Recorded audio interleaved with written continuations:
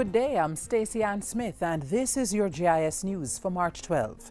More than 29,000 residents of Eastern St. Mary are to benefit from improved water supply through an $800 million investment by the National Water Commission and the Rural Water Supply Limited. Water Minister Robert Pickersgill says the project will begin later this year and will include extensive infrastructural works. Detailed engineering designs are now in progress, and implementation, is scheduled to be carried out over a period of 15 to 18 months, commencing in the second half of this year. The project will include improvements to the Cressa Spring water intake facility at Itoboreal and development of new water sources at Chovy. The water treatment plant and pumping station also at Itoboreal, along with the Agwalta Vale pumping station, will also be rehabilitated. Pumping stations should also be constructed at Belfield, Nutfield and Highgate in the parish. Foreign Affairs and Foreign Trade Minister Senator A.J. Nicholson says Jamaica remains firm in its commitment to the aims and objectives of the Commonwealth. He was speaking Monday at a youth symposium celebrating Commonwealth Day 2013 under the theme Opportunities Through Enterprise, Unlocking Potential with Innovation and Excellence.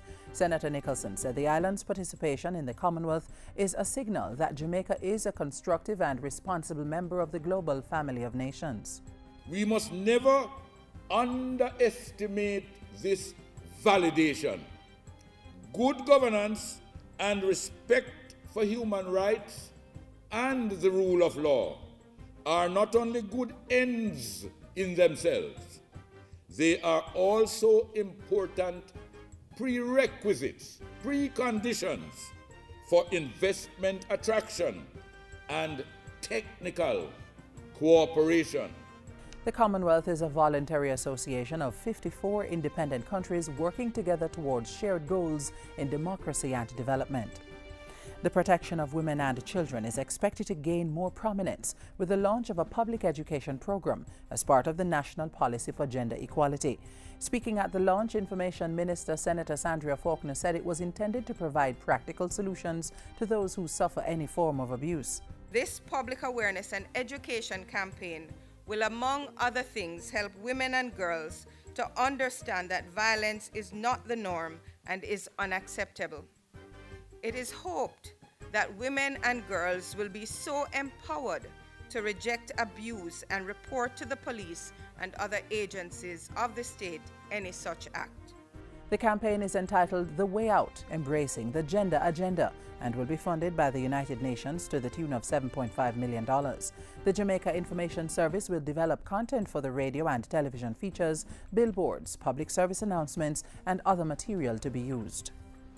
The Agriculture and Fisheries Ministry is considering a number of fines and punishments for foreigners who continue to fish illegally in Jamaican waters. The announcement was made recently by the Portfolio Minister Roger Clark at the annual general meeting of the Jamaica Fishermen Cooperative Union Limited.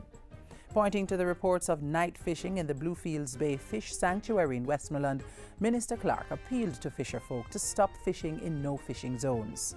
I am asking the wardens and those who are involved, stop it, because it is in the interest of all the fisher folks for us to return our fishing industry to viability.